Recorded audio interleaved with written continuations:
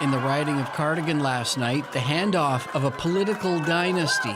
For 36 years, a former potato farmer represented this riding for the Liberals.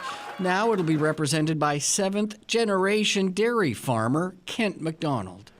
I think it was in my blood. My mother was a politician in the Joe Giz years, and I always put it on the back burner because I was involved in running this business here. MacDonald's win was part of yet another Liberal sweep of P.E.I.'s 4 federal ridings. 10 of the last 12 elections have gone this way. And yet just a few short months ago, the Conservatives seemed poised for a breakthrough. Then Trudeau resigned. Trump threatened. There's a lot of global factors that came into it. And like I had mentioned earlier, the Liberals ran on a fear-based campaign that stick with the status quo because you're not sure of the unknown. And usually in crisis situations, that's what tends to happen. Besides McClellan, there were 3 former PC cabinet ministers running for the federal Conservatives.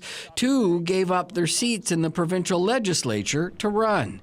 In PEI and the rest of Canada, both the Conservatives and Liberals increased their vote share compared to the last election at the expense of third parties like the NDP and Greens. I had hundreds of people, literally hundreds of people tell me, to my face or by email that they think that I'm the best representative for the riding, but they felt like they couldn't vote for me because they were afraid of electing the Conservatives. The number of times that people said to me, Joe, you have my support, but I need to vote against Poilievre. One thing all parties said they heard from Islanders, concern about the cost of living. That issue was brought up at the doorsteps. There has to be more done so that homes, young people can build homes, seniors can live comfortably. The Conservatives had promised to eliminate bridge tolls. The Liberals promised to reduce the bridge to $20 and cut ferry tolls at least in half. But Liberal candidates say they don't know when that's supposed to kick in. Before the election, Mark Carney introduced a new cabinet with no representation from PEI, yet still managed to hold on to the island's 4 seats.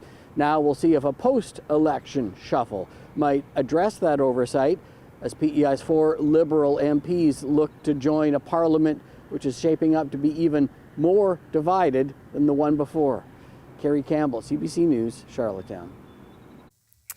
Well, not surprisingly, the election was a big topic of conversation in the PEI legislature today. Opposition parties want to know what Premier Rob Lantz priorities are when it comes to the new Liberal government. Wayne Thibodeau was in the legislature today and joins us live tonight with more details. So, Wayne, we heard Kerry there mention the bridge and the ferry tolls. I am going to guess that was at the top of the agenda today. No question. One word today on a priority list, tariffs. Premier Lantz says he wants a firm commitment on when Islanders will see a reduction on the tolls on the Confederation Bridge and the Nova Scotia to PEI ferry service.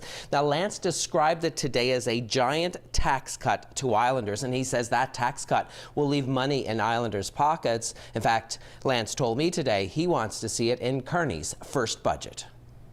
I want to make sure that that they live up to it and that they live up to it quickly. I don't want this to be something that needs to be studied and mulled over for months and years at a time. I think it's something that can be very simply implemented, and that's the commitment I got when I spoke to the then Minister of Trade and Interprovincial Trade in Ottawa and the Prime Minister himself. Those commitments were made to us. Now, as Kerry mentioned, Carney promised he would lower the tolls on the Confederation Bridge by more than half, bringing them down from $50 to $20. As for the ferry, that promise was to lower the cost by at least half. That's now $86. Now, we should point out the federal Conservatives, well, they had promised to eliminate the tolls on the Confederation Bridge altogether. Lantz told me today that's still his goal, but he says cutting the tolls is a good first step. And what else will the Premier be discussing during his first call with the Prime Minister, Wayne? Yeah, well, Lantz said he would like to discuss U.S. President Donald Trump and the threats that he poses on Canada's economy and our country's sovereignty. Now, here today, Lantz said he's happy to see a stable federal government that he says will be able to deal with Trump. After COVID, we often said that things would never be the same. It seems that now, after Donald Trump, that the world economic order will never be the same, and I'm looking forward now to having the election behind us so that I can work with the federal government. All the premiers can work with the federal government to protect Canada's future, protect the future of this province, and I look forward to working with Mark Carney and all of his colleagues in Cabinet. Now, Lantz says it's important that the provinces and the federal government work to reduce those trade barriers. In fact, his government has a bill on the floor now to do just that. And Lantz will be taking on a bigger role in that discussions with the federal government as he takes over as chair of the Council of the Federation this July from Ontario Premier Doug Ford. Now, that's the group that speaks on behalf of Canada's premiers. Louise, I should point out officials in the Premier's office say at this point they don't have a date or time on when that call will happen between Lantz and Carney, but they'd like to see it sooner rather than later. Lantz told me in an interview late today that he has spoken with 3 of the 4 island's newly elected MPs. Thanks so much for this update, Wayne. That's Wayne Thibodeau at the PEI legislature tonight.